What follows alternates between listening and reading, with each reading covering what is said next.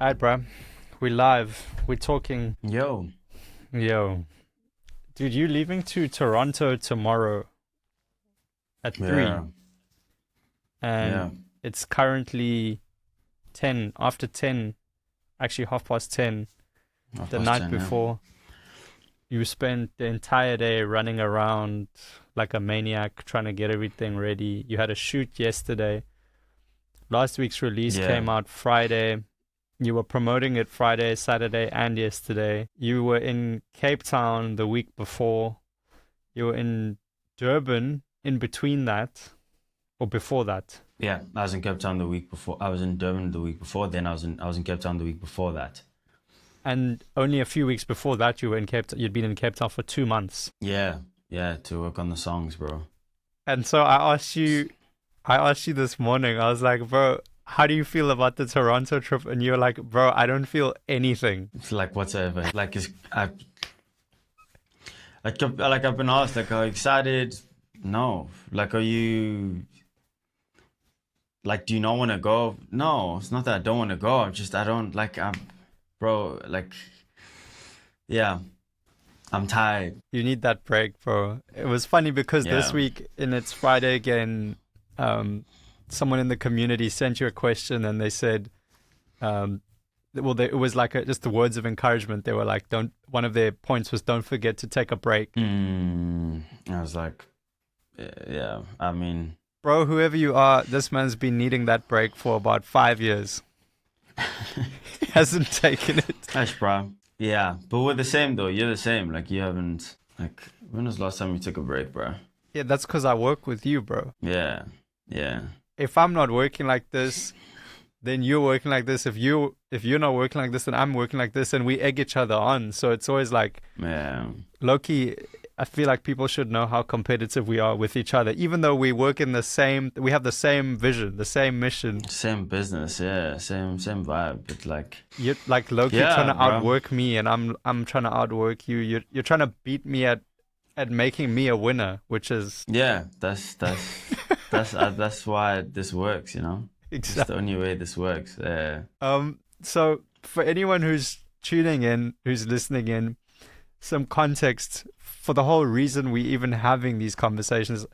I'm Milan. I manage Sishi. I've been working with Sishi for a long time. Sishi is obviously Sishi. If you're listening, you already know who he is.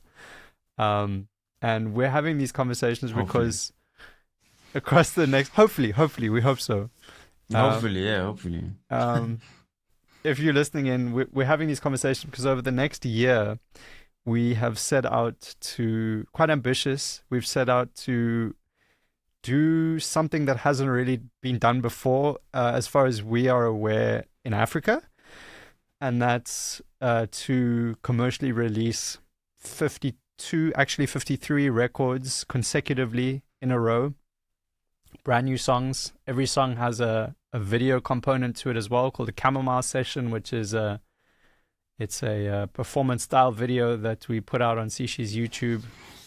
So we've got a huge amount of work ahead of us, and this is the second week of that release program that we've set our sights on. And last week we established that it was a stunt. It's like performance art. Is there anything you would want to add to your definition from last week, bro? Is there any extra sauce you've thought of between then and now? Um, of like what we're doing here, other than it being a stunt. Oh, I'd want to reiterate the fact that it doesn't make much sense, um, to anyone but us. Literally. So yeah, yeah, that's the big thing is that it doesn't make much sense to anyone but us. So we're doing it. Yeah. And it's guaranteed to be a lot of fun. So if you only follow for that reason, that's the reason you should follow. It's going to be dope. The music will be dope. The visuals. Today we were whiling out over some new visuals that we shot a Yeah, few weeks back, and I don't think I've ever seen or heard Sishi so happy before. So um, yeah, yeah. I'm excited, bro. I'm so excited. there's I'm a so lot to look excited. forward to, bro. There's a lot to look forward to. Um, It's a blessing, man. It's a blessing to be able to work with people you love, do a thing you love at a level that challenges you and stretches you. Yeah. And so today I really wanted to just talk a little bit about like how we've constructed this, like the practical thought process that is at the kind of foundation of this process. You know, how we're building it. You know, how do we get from an idea to a demo to a mix to a master? Then how does the master go from a master to a chamomile? And then how does a chamomile get to the audience? And what's in between? What do we think about in terms of social? And I think it's actually a great time to have that conversation because we've literally spent like the last few days since we dropped Take It and Leave, which is last week's song. If you're watching this on YouTube or listening to this on YouTube, I'll put a little card in the video so you can go and stream Take It and Leave as well. Yeah, that's what came out last week. That was the first song. We've spent the whole period of time between then and now just promoting it, bro. Like posting, and doing data analysis. And it's taken us a long time to figure out how to build this pipeline.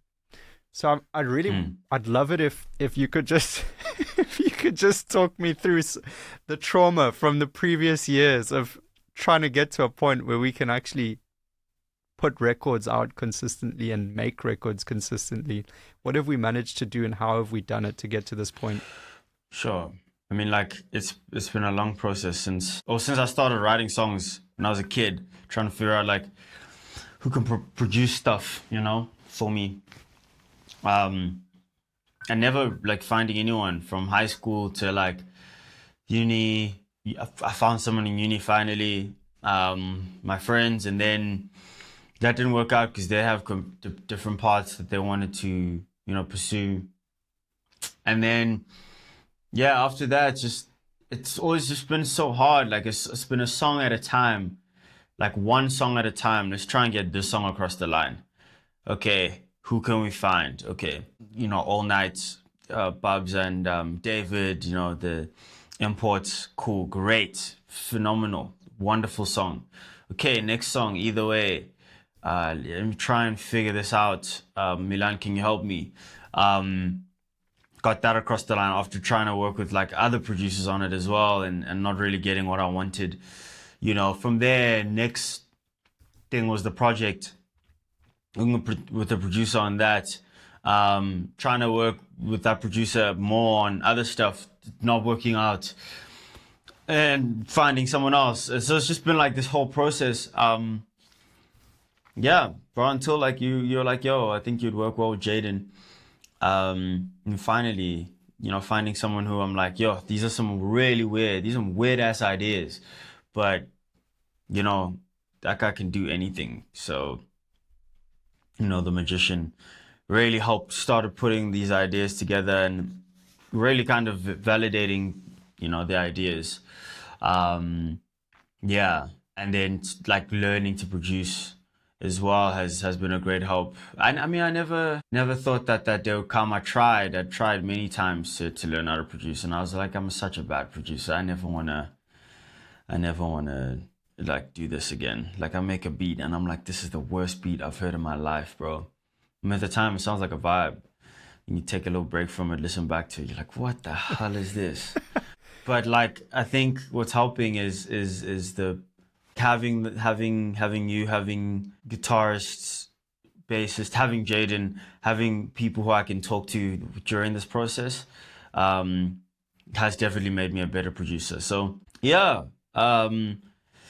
just in terms of like the pipeline of how songs go from idea to, yeah, it's either from a splice loop, or it's just something in my head really, that I'm like, I think this will sound cool. Having this stuff redone by instrumentalists who I vibe with, Nathan and Mfundo on bass. Yeah, and then just trying to figure out how to produce it or sending it to Jaden, mixing and mastering with you. Yeah, shooting with you, you editing, and then dropping, and then just like posting as much as possible.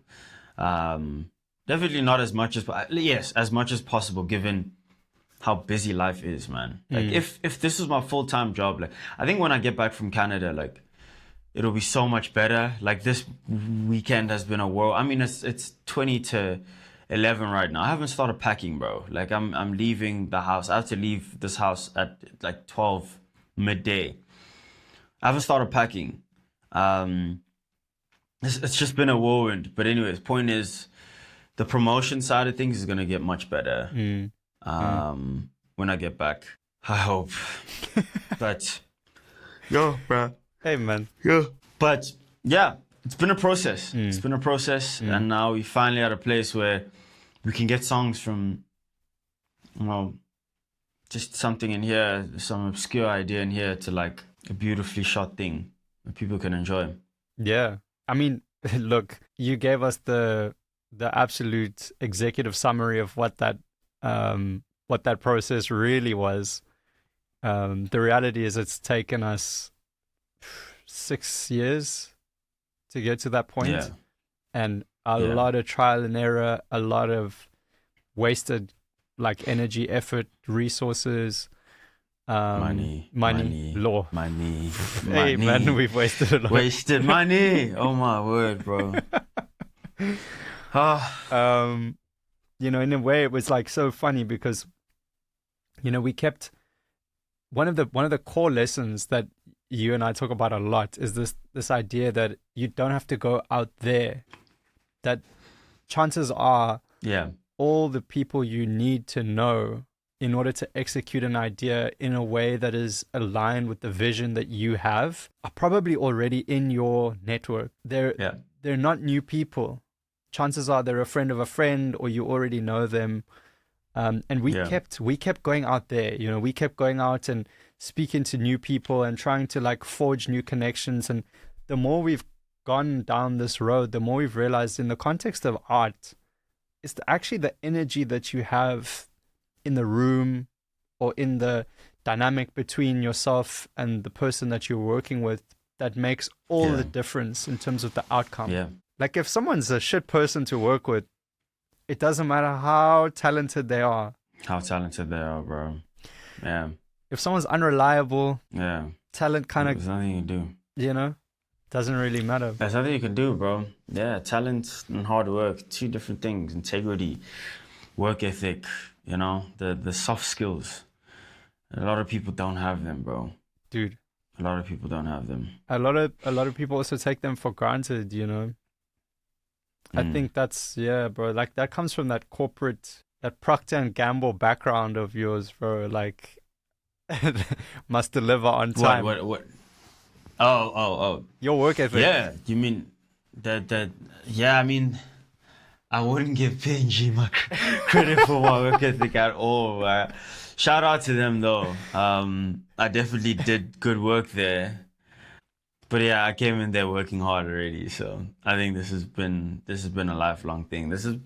I say work ethic is like a gift from God, but like you plant it as well. It's like a seed, I guess, and then you plant it and you have to water it. So, you know, I'm being very. That's the most like chakrahan way to speak about work ethic. But show me your crystals, bro. What crystals are you having? But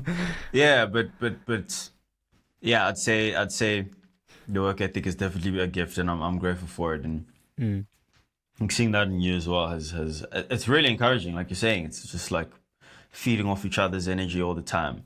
100%. Yeah, I mean, I think it's important. Like, I often get these DM questions from artists early stage, especially since, you know, your career has started to grow and blossom, asking questions about like how should I find a manager? Where should I find a manager? What should I look for in a manager? And I've often struggled to answer those questions because in many respects, the nature of our working relationship is kind of an anomaly. Like it's not, I don't think it's the rule. I think it's a bit of an exception. Yeah, definitely. So if you were looking for a manager now, like what would you be looking for? Obviously you already have experience working with a friend who's a manager. But what would you be Yeah. looking for? Do you mean like if I was looking for a manager now at this stage of my career, or if I was starting from scratch? I mean, I'd say like starting from scratch, but using the experience you have now to know what to look for. Because obviously, when you're starting out, like it's not always obvious. Yeah. I would start by doing it myself. Like there's no other way for me to do things than doing stuff myself, figuring out how to do something. And then I know what this person ought to bring, Like if I can't do it myself, then I don't actually know if you're doing a good job. Because you're gonna lie to me and say, yo, I've been working so hard. Okay, what have you been working on? Oh yeah, I've been writing these bios for you so that the press can, I've been spending the last 12 hours just writing bios for you for the press. For the last 2 weeks, that's all I've been doing. What? Like, what do you mean, bro? Like, you don't need to do that for 2 weeks. Like, if you're doing that for with ChatGPT, but even beyond that, it's like the allocation of time. If you think that that's more important than other things, then clearly, but I only know that because I've done it myself too. I've actually sent out emails to radio DJs and asked them to play songs from UCT radio while I was still in Cape Town studying to Metro FM. I know that because I've done it too. Like I've actually reached out to like film directors to say, hey, would you can you use my song in your movie? I've reached out to YouTubers with either way, please can you put this in your YouTube video? And then someone uses it in their YouTube video, someone uses that in their movie, and then boom, the song blows up more than if it was like playlisted, or more than if it was sent to like a press, person. And I'm like, oh, now I know that it actually means more for the song to be used in, a YouTube video, or to be used in TikToks, or to be used in movies. Now that I know that, by the time I work with the manager now, whoever's coming on board, I'm saying, dog, stop wasting the last 2 weeks of your time writing press articles for me. It doesn't do anything for me. Go to YouTubers, and I need you to message as many YouTubers and as many TikTokers and as many to get the songs there. But I wouldn't have known that. Had I not done it myself. So, yeah, I mean, long story short, I would start by doing things myself and then figuring out what works and what doesn't. You've got to be like a scientist. Yeah. And then the manager that you employ also must be a scientist too. Like we're just experiment with things. Okay, like what if my song is used in a commercial? Okay, how do I get to that? Let me try. Let me figure out who I can talk to. You experiment. Oh, that didn't work. Oh, that works much better than that did. Okay, now by the time you bring in somebody, it's another person to put on a lab coat that you're now in the lab experimenting with every single day. But this is your fellow scientist. It's not someone you're going to just bestow my life on you. You do everything for me. This person's going to change my life now. No, like it doesn't work like that, I just have like images of you and me as characters in Breaking Bad for some reason. Yeah. Like cooking meth or Literally, something. bro.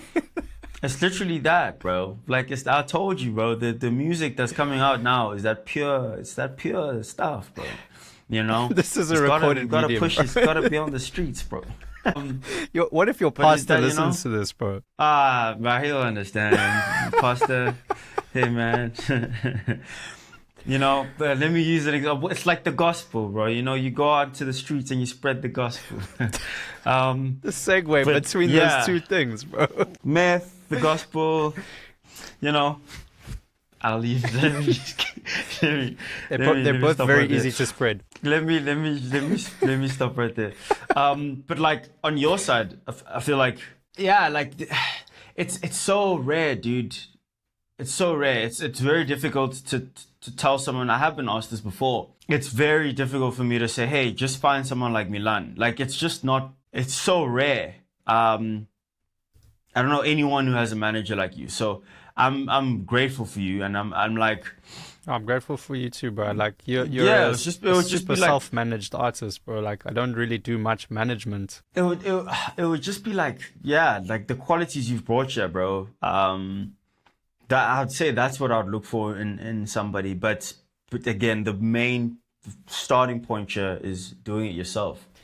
I'm not fishing for compliments. I'm trying to make it practical. What are those qualities that I've brought here that other artists would benefit from if they were to find people they could work with, team up with? It's initiative.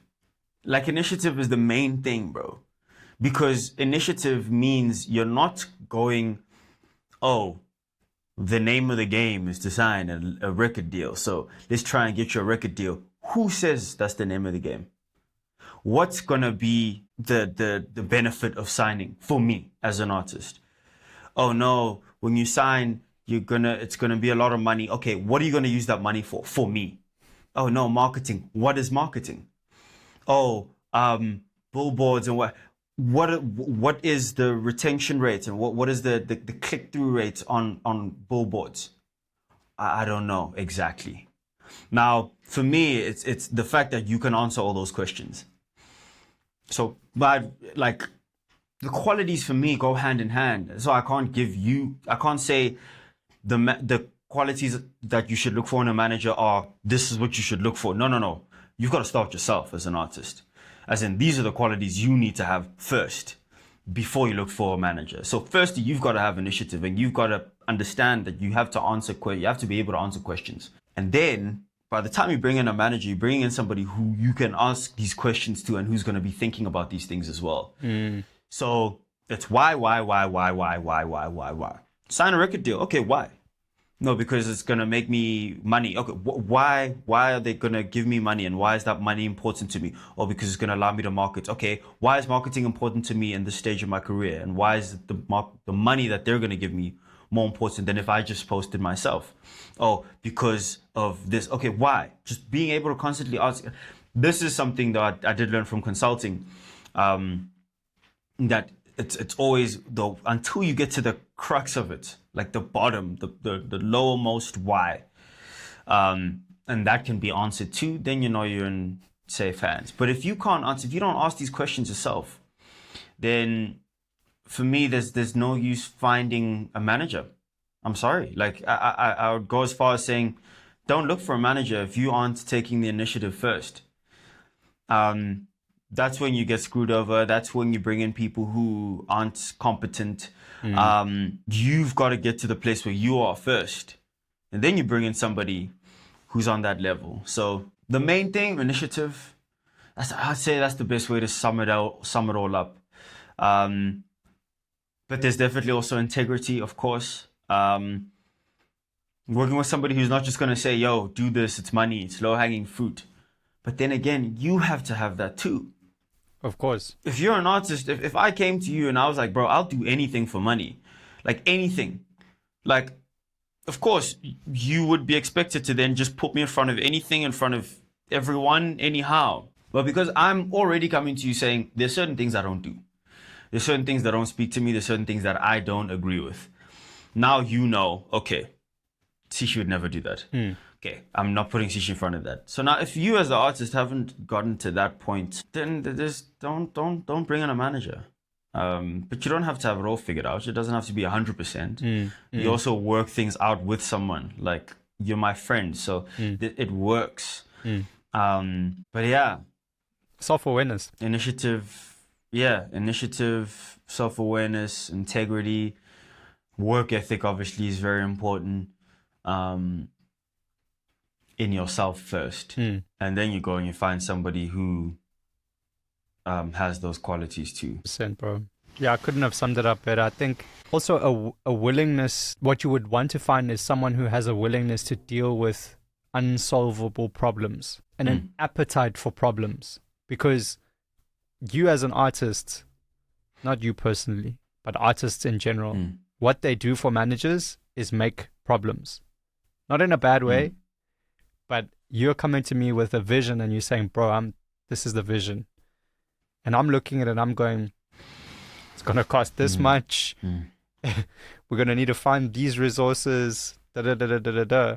Now I love the vision. I believe in the vision. That's what gets me up. That's what makes me, gets me up in the morning, makes me motivated to push. But at the end of the day, like, my appetite to solve problems and the fulfillment I get figuring out that, like, Rubik's Cube, solving that puzzle that's the joy of it. And then obviously getting to see you win, that's the joy of it. Yeah, that's a good point. I mean, yeah, that's a really good point. An appetite for problems is a really good way to put it. Because you're almost hungry for problems. You're almost like looking for them. Give me more problems. Yeah, I'm looking for more problems. I'm looking for problems to solve instead of I'm trying to avoid problems. Because if you're trying to avoid problems, then Yeah, I mean, I literally call you once a day, pretty much every day, to figure out what the problems are today, basically. Yeah. Or to tell you literally what problems I've already identified and how I need you to help me to solve them.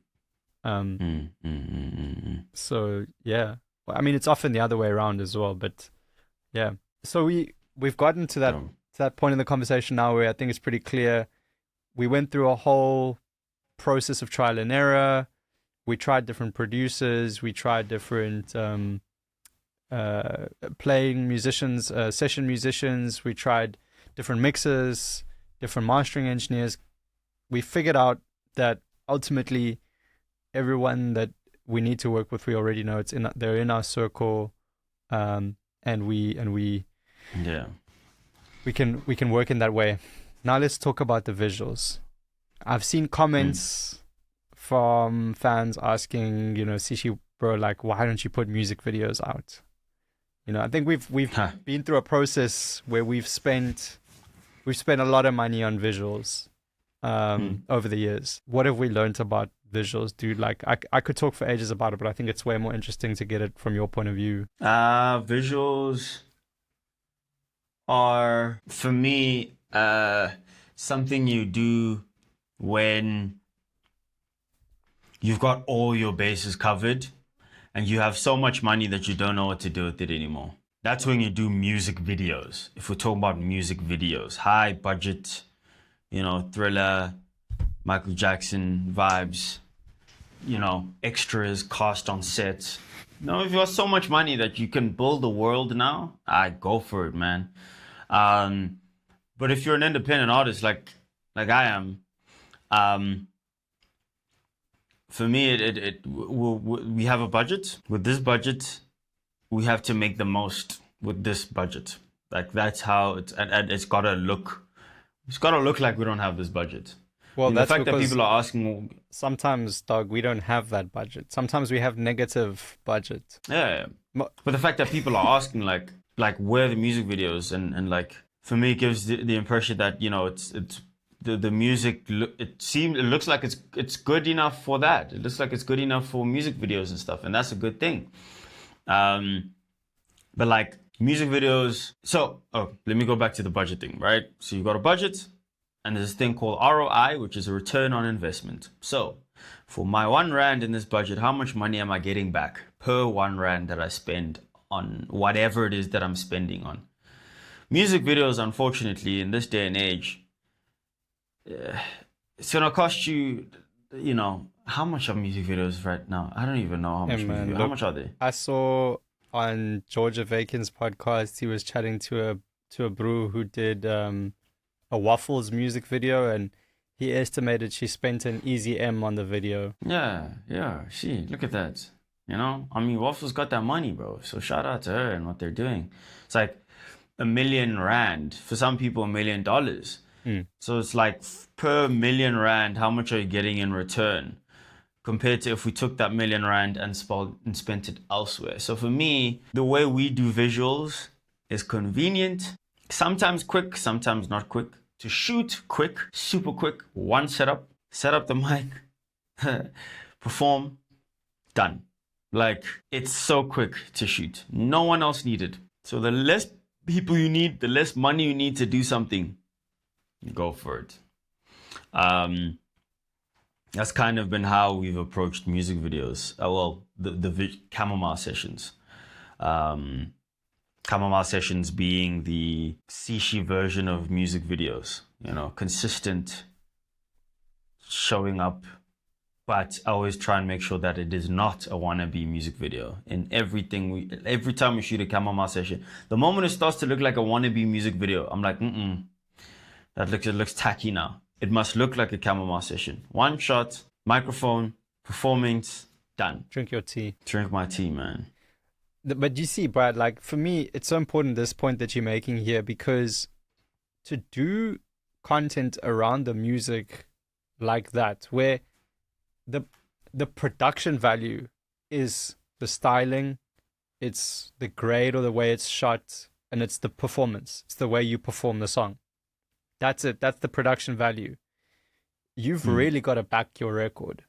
Because I've seen expensive music videos for songs where if you heard that song on a streaming platform, you'd probably skip it. And I'm like, that music video was being used to sell the song. With the Camomile Session, the song is holding hands with the Camomile Session. The two are working together.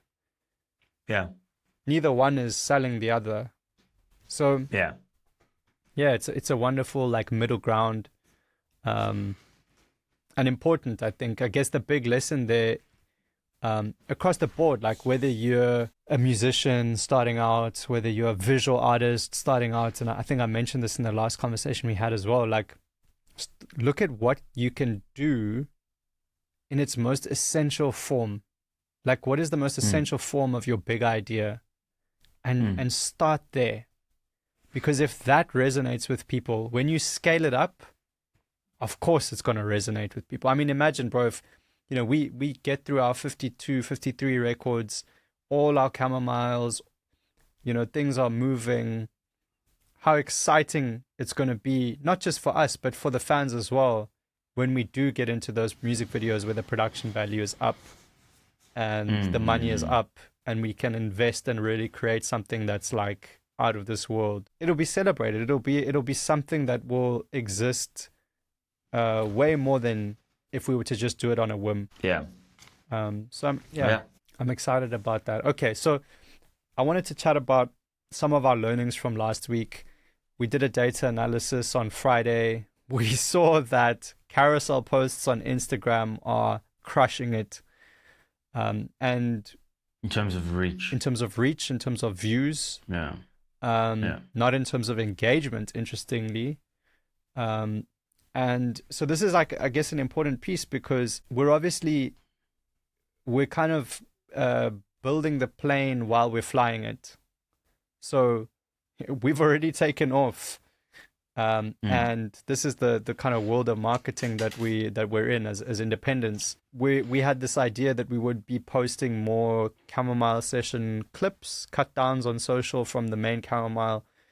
But that first one went out. We saw it didn't do so well. Then the carousel post went out and it just boomed. And then we had a conversation where we were like, okay, instead of doing another Camomile cut down clip, let's do another carousel. And we adjusted our strategy to accommodate the live feedback we were getting from the real world. How important do you think that's going to be for us going forward? Like, what's the difference you think that'll make? What edge do you think that might give us? I think the adaptability is like, it's the thing I love and hate about social media is how like every day is a new thing. Like every day it's now the algorithm really backs it when you have lyrics on the screen. Oh, now the algorithm really backs if you have a viral hook in the first. Now the algorithm, I'm like, bro, come on, bro. This is so tiring. Like, bro, I'm just an artist, man. Can I just make music and just put it out? Like, remember the SoundCloud days? Like, Russ just putting out a song every week on SoundCloud. Like, he didn't have to worry about all this other stuff.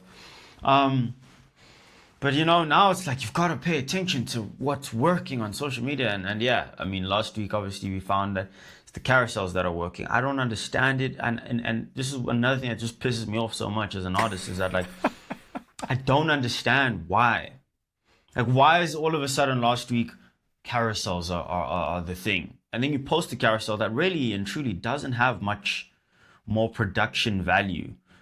Oh, and it's getting 10 times the number of views as this thing that has great production value, you know, just because that's what the algorithm wants. Like, I hate this like temperamental, you know, thing that doesn't know what it wants. Sometimes it wants this, sometimes it likes this, sometimes it likes that. But like, that's the thing, right? That's what we're doing here. We're using this as our distribution platform.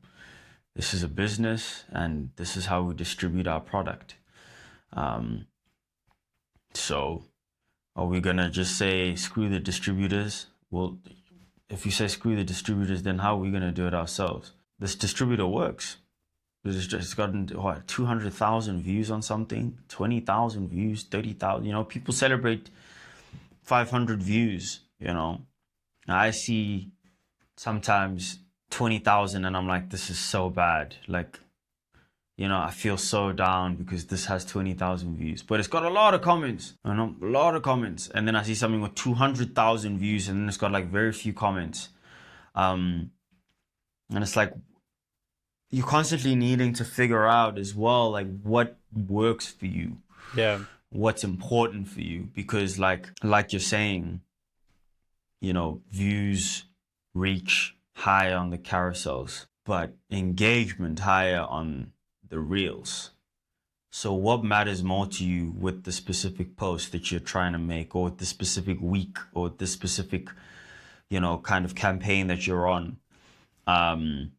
That's an important thing to establish, I think. And then the nice thing, though, you know, as depressing as this algorithm is that you can use it to your advantage.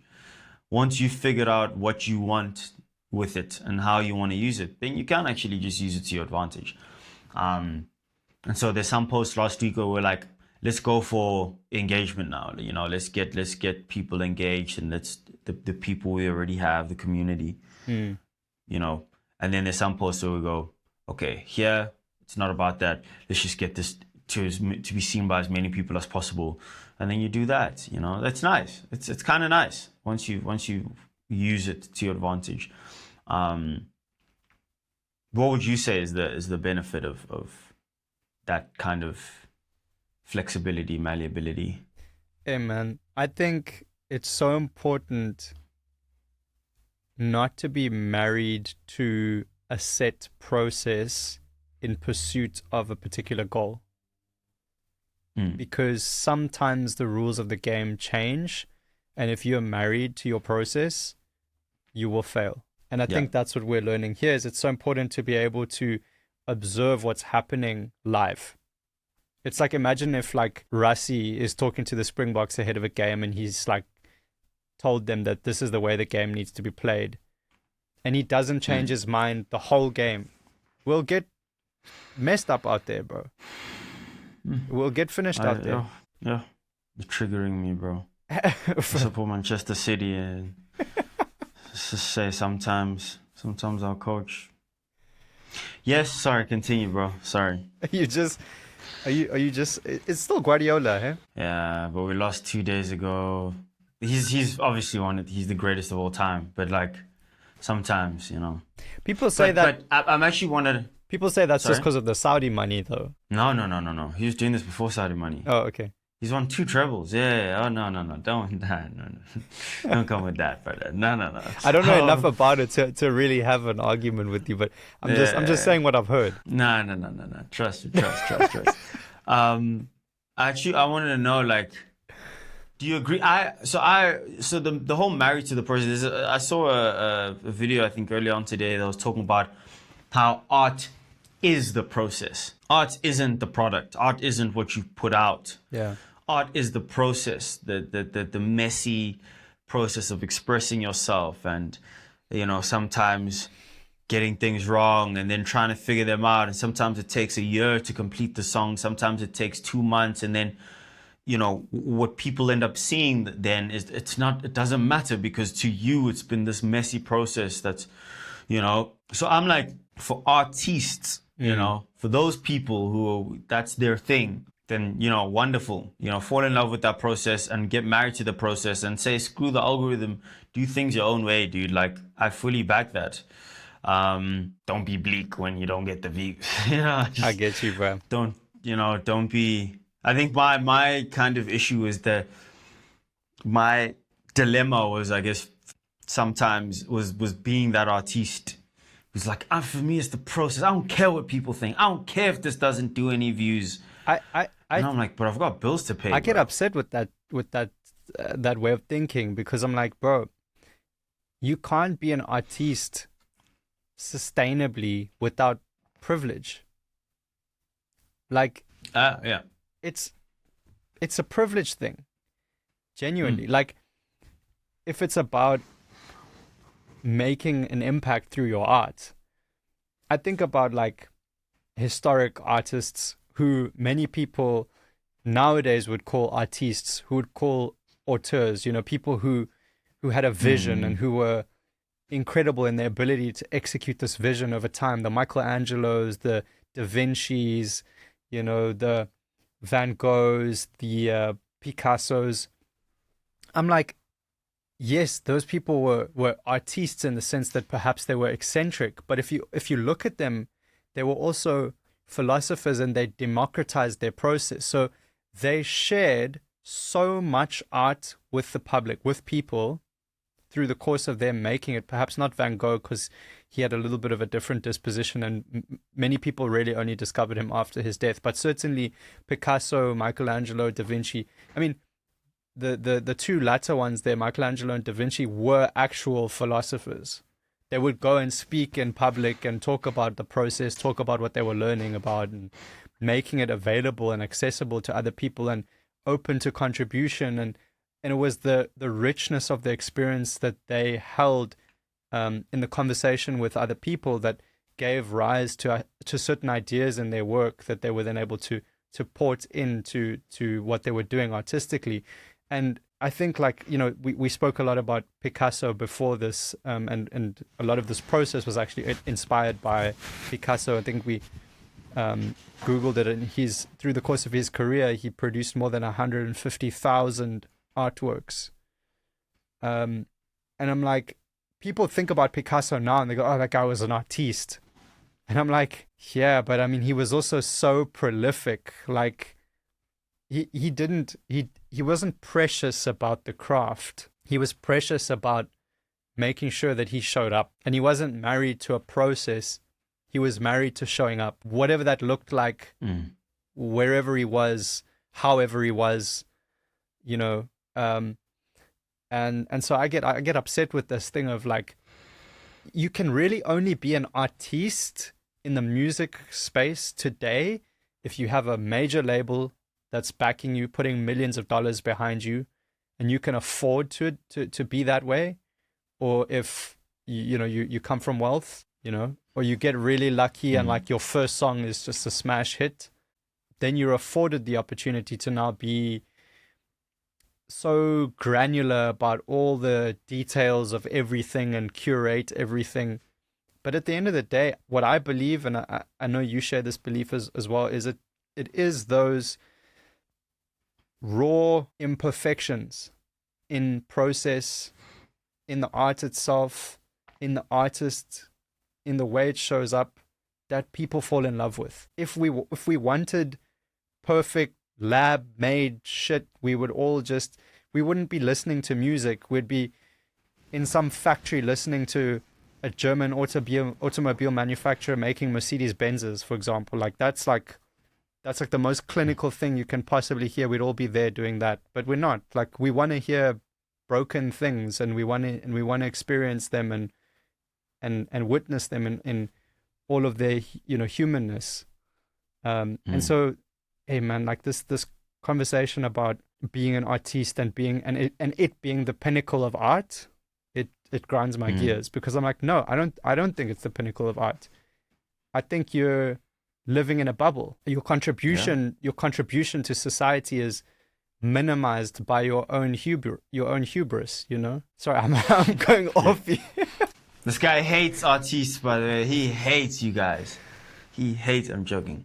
Yeah, but I agree. I mean, I'm of the same school of thought. It's a depressing, for me, it's a depressing existence if you have bills to pay. Yeah. So if you have bills to pay, just get over yourself. Like, that's where I'm at now. You've got bills to pay, bro. You've got a family to take care of. If you've got money you need to send home, get over yourself. Yeah. You know, like I've got money to send home, but like I just my craft. Shut up, bro. Like, what matters more to you? Like your family's well-being, or this, like you said, hubris. Damn, I've never used that word before. Pride. Man, you know, this pride that you can't get over. Bro, get over yourself and send money home. Make those TikToks, bro, and send money home. Come on, bro. You know.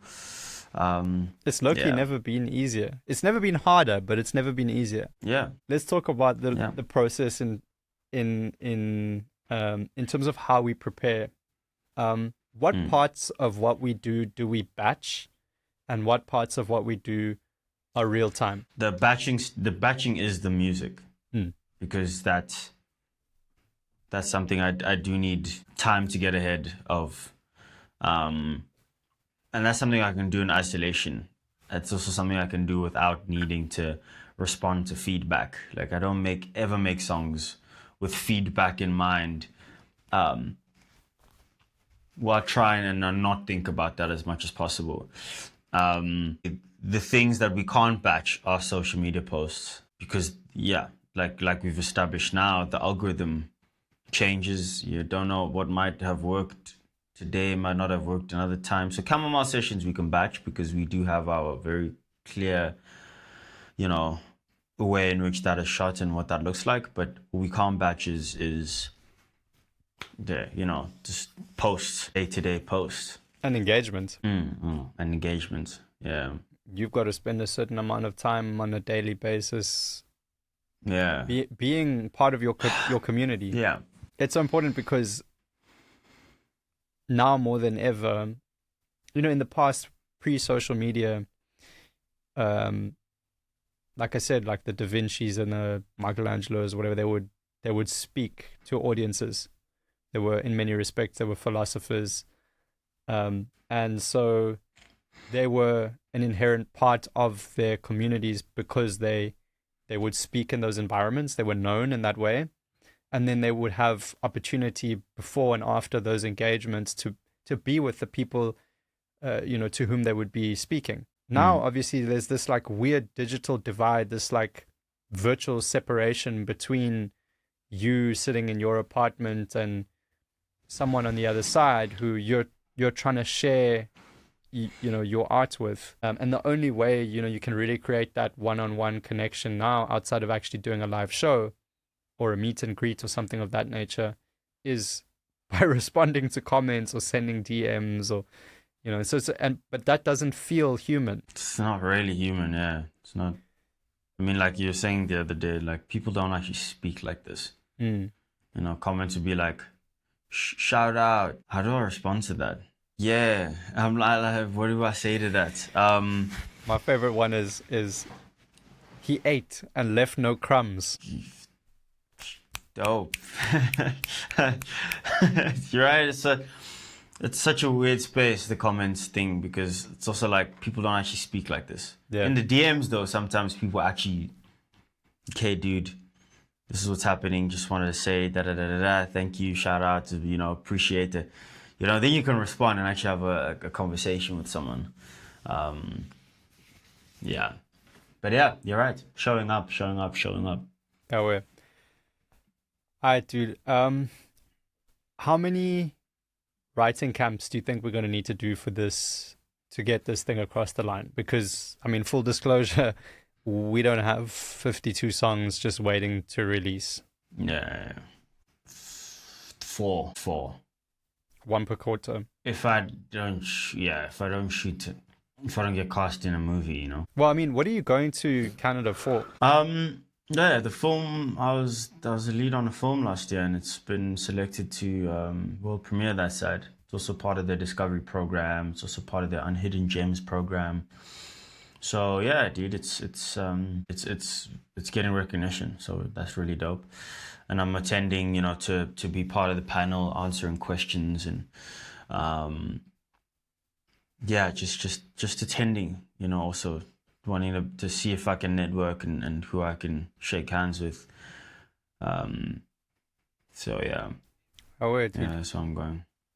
Well, I'm excited for you for that, bro. And I know that you've got a crazy next few days traveling. So I got two last questions for you, and then I think we can wrap this one, and we can pick this conversation up again next week. So the first of the two last questions I have for you is, how do we order the songs that we choose to drop? Like, what's Okay. the thought process behind that?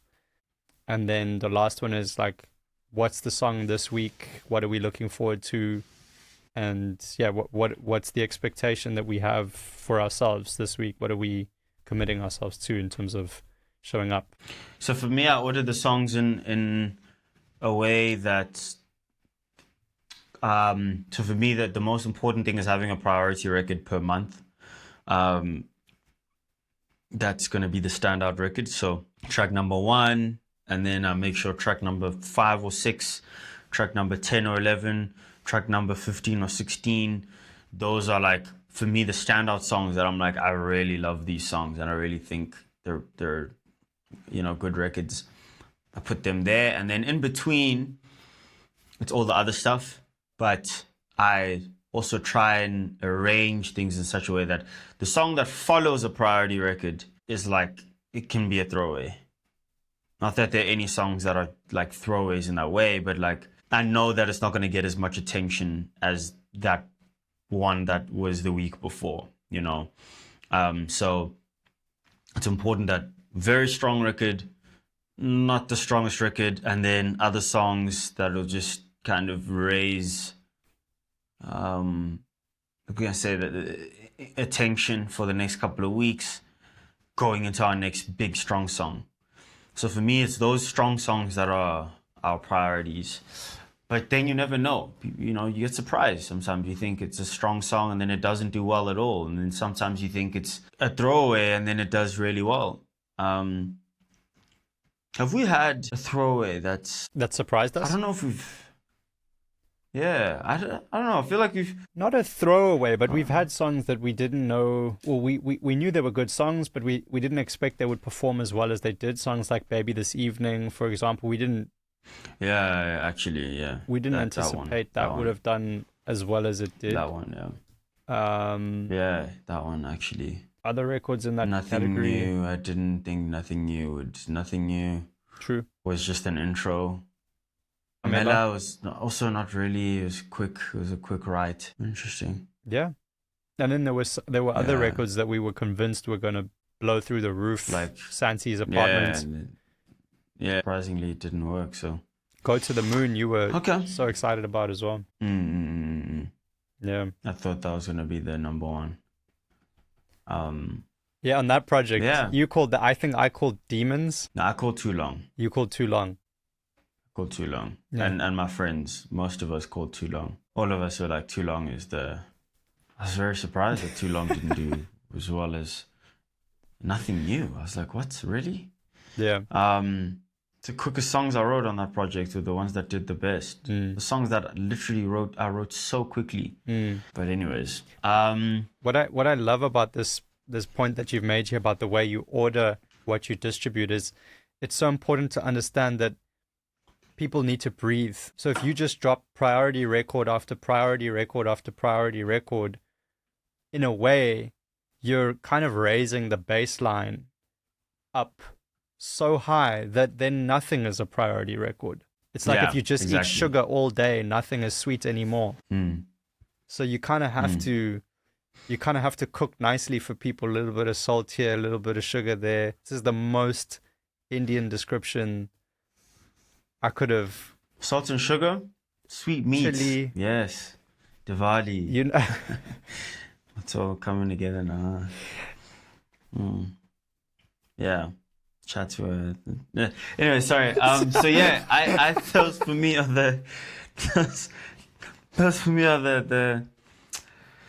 yeah, that's how I order the things, and then from there, um, from there. So I'm from Durban, bro. It's just, it's right. It was right in front of me. Yeah, for me, those are the. And then I'd say after the. Sorry, your second question was regarding this week. So Yeah. this week is it's a song called Copenhagen. Yeah, it's another love song about missing your lover while being traveling and being out the city. Something I'm all too familiar with. So yeah, I wrote this one with James. Obviously, we've got Nathan on the guitar. We've got Jaden on the production, and Nikhil. Yeah, it's a beautiful song. It's beautiful. It's a nice little breather. Also, you don't have to think too much about this one. There's nothing hectic lyrically. It's just pretty straightforward. I enjoyed driving. I enjoyed writing it. It was fun. Yeah. Yeah, I'm excited for it, bro. In terms of content, obviously you're going to be traveling, so we're trying to schedule as much as possible just to free you up. So if you're in a space where you don't have the ability to post, stuff is going to go out.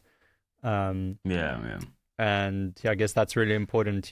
If you're trying to do a stunt, prep for it, like, because life is still gonna life. Yeah, and I haven't scheduled posts, so I'm not gonna sit here and lie and act like I'm ready. I'm all good to go. Like I haven't packed. I haven't scheduled these posts. This post I still need to edit before they get scheduled. Yeah, because of the photo shoot yesterday.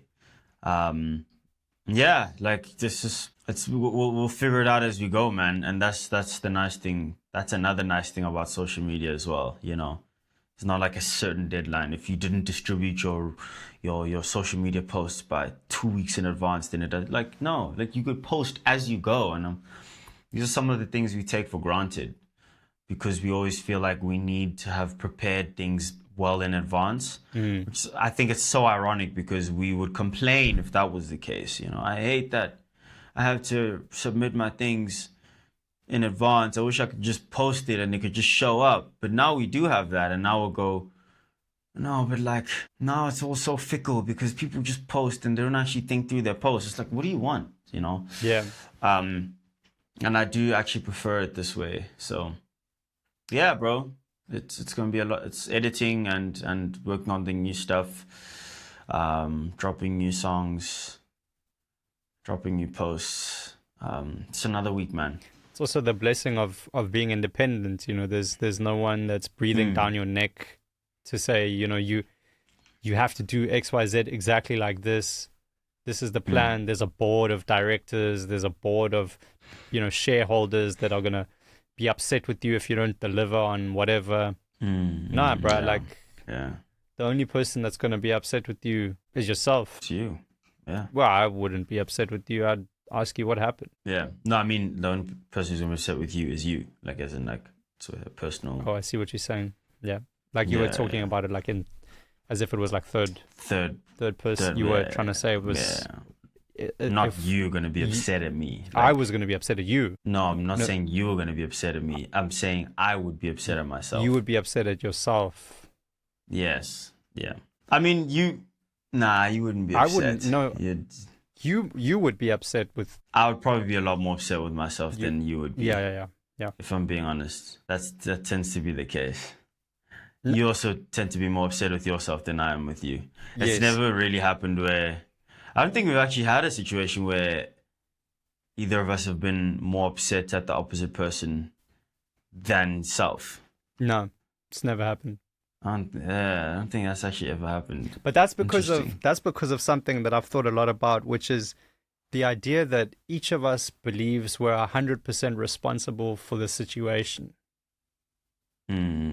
Which is, it's a good thing in so many ways. If you apply it to the world of business or collaboratively working with another person, it's a bad thing if you apply it to other areas of life that we don't need to get into. Yeah. But like in the context of a business, it's like if some shit isn't working and I feel like I'm 100% responsible, then I get in there and I do something about it. Equally, you feel you're 100% responsible. So there's no task that's too small for you.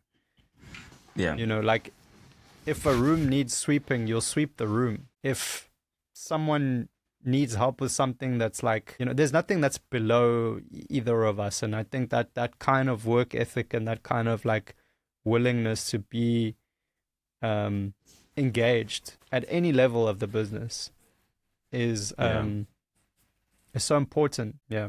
Bro, Yeah. I think we've covered a lot today. Yeah. What do we, let's round it out. What exactly are we doing? Why should people be excited?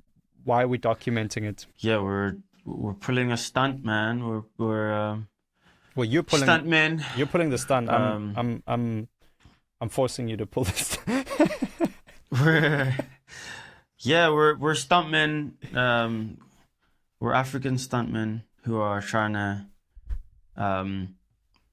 release a song every single week and try and pave a way, I guess, blaze a trail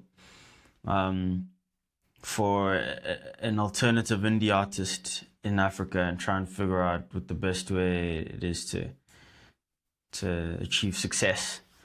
Whether that means bettering yourself or, you know, making more money. We want to see if we can do as much of that as possible. And then at the end of it, on the 28th of August 2026, we'll sit and share our discoverings with you. But I mean, here we are already doing so we're holding ourselves accountable and letting you hold us accountable as well. Every single week for the next year.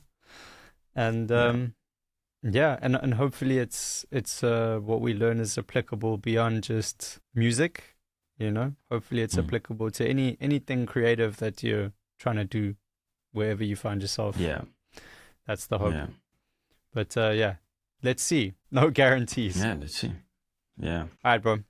I hope that you have a really good evening, and that the rest of the preparation goes well for the trip. And Thanks, bro. We'll all catch up with you again next week. Thanks, man. See you next week. Sure. Peace. Cheers, bro.